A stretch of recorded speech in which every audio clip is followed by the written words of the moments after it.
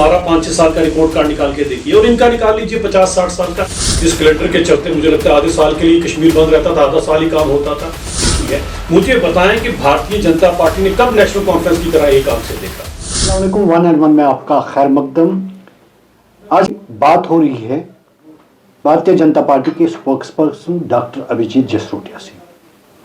क्या है भारतीय जनता पार्टी की रणनीति और आगे क्या करेगी भारतीय जनता पार्टी, इस हवाले से हम इनसे बात करेंगे। जसरोटिया साहब, आपका खैर मकदम एशियन बिल में।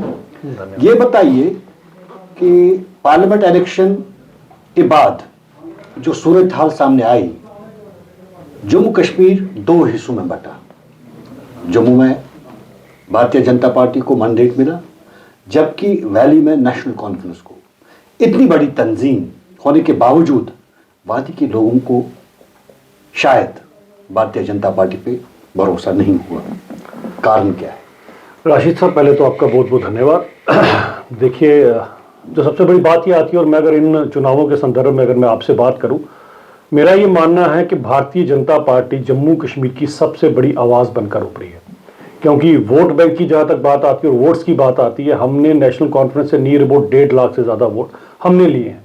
देखा जाए तो जम्मू कश्मीर की सबसे बड़ी कोई पॉलिटिकल पार्टी बनकर आई है तो वो भारतीय जनता पार्टी बनकर आई। अब सन 51-52 से ही कुछ इस तरह की जम्मू और कश्मीर की सियासत को इस तरह से किया गया कि 1.5 लाख, हमसे ज़्यादा पॉपुलेशन कश्मीर से ज़्यादा जम्मू की थी, लेकिन 1.5 दर्जन सीटें ज़्यादा वहाँ दी गई। खैर, अब पुरानी बातें हैं, पुरानी सब चीज़ों को किया गया है।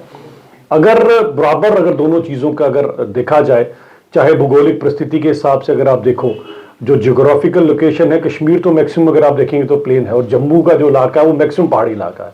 लेकिन खैर, जो पुरानी चीज़ें हुई हैं उसके कारण मैं आज भी समझता हूं कि जम्मू कश्मीर की सबसे बड़ी political party Bharatiya Janata party बनकर उभरी है और कश्मीर के अंदर भी काफ़ी सीटों के ऊपर दूसरे नंबर या तीसरे नंबर पर हम लोग आए।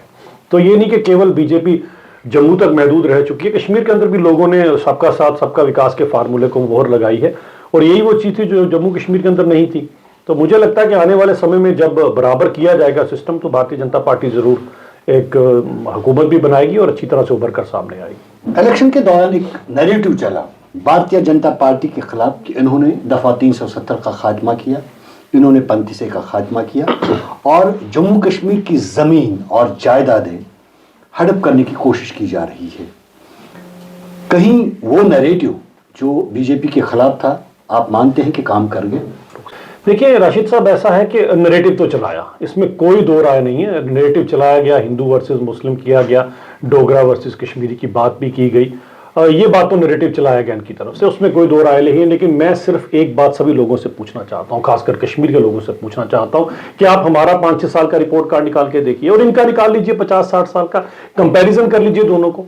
At the end of the day मेरा तो ये मानना है, एक आम इंसान की लाइफ कितनी इंप्रूव हुई पिछले 5-6 सालों में और इनके 50-60 साल के दौर में कितनी हुई। आप 87 के बाद का बंदूक का जो दौर रहा, वो जो 20-30 साल तक यहाँ पर कत्लो गारत रही, वो जो 1.5 लाख कवरें हैं जिसका हिसाब किताब किसी ने इनसे नहीं लिया, वो तो उनको लेना चाहिए कम से कम। हमारे दौर के अंदर पिछले 5-6 सालों के अंदर सबसे पहले वो कैलेंडर खत्म हो गया, जिस कैलेंडर के चलते मुझे लगता है आधे साल के लिए कश्मीर बंद रहता था, आधा साल ही काम होता था। वो जो पत्थरबाजी का दौर था, जिस गली में जाओ वहां पत्थरबाजी होती थी, वो बंद हो गई। आज अगर आप देखें, मैं आपके अपने दोस्तों की, आप जैसे जो मेरे दोस्त हैं उनकी मैं आपको अगर पूरी कहानी सुनाऊं, ऐसे ऐसे लोग हैं। मेरा एक बड़ा अच्छा दोस्त है जिसका कोई 8-10 करोड़ का लोन था अपने होटल्स के ऊपर, आज वो पुराना लोन उसने खत्म कर दिया, नया होटल उसने खड़ा कर लिया है। तो ये जो तरक्की कश्मीर के लोगों ने देखी है, मुझे बताएं कि भारतीय जनता पार्टी ने कब नेशनल कॉन्फ्रेंस की तरह एक आंख से देखा। एक एम्स जम्मू में बना तो कश्मीर वालों को भी मिला, IIIT आया तो वो भी आया, 2.5 करोड़ के टूरिस्ट तो मैक्सिमम कश्मीर में आए सारे के सारे। वो 4 चिनार जिसमें से 3 चिनार सड़ गए, गल गए सबके, करोड़ों रुपया अरबों रुपया आया है डल लेक के लिए, वो कहाँ गया? कश्मीर के लोगों ने हिसाब किताब इनसे लिया नहीं। हमारे पास जब हमारे पास बात आई, हमने दोनों हिस्सों में, ये नहीं कि अब हमारे पास बात थी तो जम्मू ही तरक्की करता कश्मीर ना करता। हम कम से कम सबका साथ सबका विकास की बात करते हैं और दोनों आंखों को हम लोग कहते हैं, एक आंख हिंदू की, एक आंख मुस्लिम की, और ये भारतीय जनता पार्टी ऐसे देख सकती है। मैं इनसे एक्सपेक्ट नहीं करूंगा, ये हमेशा एक आंख से देखेंगे और इस तरह से मुझे लगता है लोगों को चाहिए, इतने समझदार लोग हैं कश्मीर के, आप इनका रिपोर्ट कार्ड उठाए जनाब। इस बात में कोई दो राय नहीं है कि तरक्की हुई है, सबका साथ सबका विकास, टूरिस्ट आए हैं, सब कुछ ठीक ठाक, होटल चले, शिकारा वाले चले, कोई दो राय नहीं। क्या वजह है कि 10 सालों में LG रूल रहा, लेकिन 1 लाख के करीब डेलीवेजर जो वहाँ काम कर रहे हैं पूरे जम्मू कश्मीर में, वो परमानेंट नहीं हुए, वजूहत क्या है? देखिए, कुछ चीज़ें आने वाली सरकार पे भी छोड़ी गई थी। मैं अगर आपको बात बताऊं, अगर आपको याद होगा कैंपेनिंग, क्योंकि मैं वॉर रूम सारे का सारा मीडिया का मैं ही देख रहा था, क्लियर कट था कि अगर हमारी सरकार बनती तो सबसे पहले इसी पे डिसीजन लिया जाता। अब जिन्होंने इनको, सबसे पहली बात आती है ना, वो एक शेर अर्ज करूंगा कि मेरा मुंसिफ ही मेरा कातिल है, क्या मेरे हक में फैसला देगा। अब जिन लोगों ने इनसे 500 साल इनका खून चूसने का काम किया है, 500 रुपए पे 20 साल तक इनसे नौकरियां करवाई हैं, सबसे पहले तो उनसे पूछना चाहिए कि जनाब इनसे आपने 500 रुपए पे नौकरी करवाई है, उनका आपने क्या इंसाफ किया? तो अभी भी मौका है, इंसाफ करना चाहिए उनको। साथ हमारे पर होता, हम तो सबका साथ, सबका विकास की बात करते और सबको इंसाफ की बात भी करते। अब तो इनके पाले में गेंद है, देखने अब ये क्या करते हैं। इनके आज की तारीख में जब उमर अब्दुल्ला ये कह रहा है कि पावर सेंटर 2 हिस्सों में तकसीम हो चुका है, मेरे हाथ में कुछ भी नहीं है, इन हालात में वो ऐसा कुछ कर सकते हैं? देखिए जनाब, ये तो कहने की बात है। इसमें मैं फिर एक अंग्रेजी की फ्रेज यूज करता हूं तो कई बार बुरा मान जाते हैं, bad workman calls with his tools. हमने जब बात की 42,000 नौकरियां दी गई, एलजी साहब ने डे 1 पहले दिन जब एलजी साहब ने असेंबली को मुखातिब किया है तो उसके अंदर उन्होंने रिपोर्ट कार्ड दिया है। 42,000 नौकरियों की बात की गई, इनकी 500 रुपए वाली नौकरी नहीं थी, पूरी की पूरी नौकरियों की बात की गई। एक भी बैकग्राउंड अपॉइंटमेंट बता दीजिए। हमने G20 की बात की आपके सामने, हमने आपके सामने 2.5 करोड़ टूरिस्ट, हमने ये कौमी शाहरा के ऊपर जम्मू और कश्मीर की जो दूरी खत्म की गई है, ये तो दूरी बढ़ाने में लगे रहते हैं जम्मू को कश्मीर के साथ, हमने वो दूरी 2.5 घंटे 3 घंटे में ला के रख दिया। काम तो किए हमने सारे के सारे। अब इनके पास कुछ नहीं है, इनके पास अब बहाने हैं, अब इन्होंने काम नहीं करना है। अब लोगों से आपने वादे इस तरह के किए हैं, 200 यूनिट आपने फ्री बिजली का वादा किया और मैंने कैटेगोरिकली सभी चैनल पे उमर साहब को कहा मैं बिजली का बिल नहीं दे रहा हूं, कल मेरी अगर बिजली कट गई तो रिस्पॉन्सिबल उमर साहब होंगे। अभी तक तो उन्होंने मुझे उम्मीद है कि जरूर मेरा बिल आ जाएगा, मुझे कम से कम मेरे से की 200 यूनिट मिलेगी तो बाकियों को भी उम्मीद हो जाएगी, लेकिन वो आया नहीं है। तो अब ये सारी की सारी बातें इन पर है। ये काम अगर करना चाहते हैं जनाब, और जो पार्टी हमें खासकर हिंदू मुसलमान के चश्मे डालकर देखती है, मैं बताना चाहता हूं कि प्रधानमंत्री सूर्य घर योजना के चलते कई सारी मस्जिदें हैं जिनके अंदर अब फ्री की बिजली जो है उनको मिल रही है, तो हमने तो कभी नहीं किया। अब इन लोगों को लगता है शायद इस पैरामीटर से देखकर होगा। मैं राशिद साहब बड़ी जिम्मेदारी से बात कहना चाहता हूं कि 2,000 रुपए अगर केंद्र से आया तो जनाब वो सारा बानों के खाते में भी आया और गीता देवी के खाते में। हमने कभी भेदभाव नहीं किया। मुझे एक इंस्टेंस आप उठा के बता दीजिए कि जहां पर भारतीय जनता पार्टी ने कहा हो कि ये वंदे भारत ट्रेन है, इसमें केवल हिंदू बैठेंगे, मुस्लिम नहीं बैठेंगे, एम्स है इसमें हिंदू जाएंगे, मुस्लिम नहीं जाएंगे। कोई भी ऐसी तरक्की बता दीजिए जिसमें मुसलमानों का शेयर नहीं है या मुस्लिमों को उनकी चीज हक ना मिला। 25 करोड़ या 28 करोड़ के करीब जो लोग गरीबी रेखा से उठकर ऊपर है, उसमें मुसलमान भी थे, हिंदू भी थे। अभी एक यूपी के अंदर एक गांव है जहां पर 500 फैमिलीज थी, 500 की 500 फैमिलीज को सभी सुविधाएं दी गई, बदले में वोट नहीं मिला, वो अब दूसरी बात है। लेकिन क्या लगता है कि वो वोट ना मिलने के बाद क्या हम अपनी तरक्की की वो चीज छोड़ देंगे? हमारा ये मानना है कि जो गवर्नमेंट होती है वो एक सूरज की तरह होती है और सूर्य अपनी रोशनी किसी की जात या बिरादरी या कोई और चीज देखकर नहीं डालता।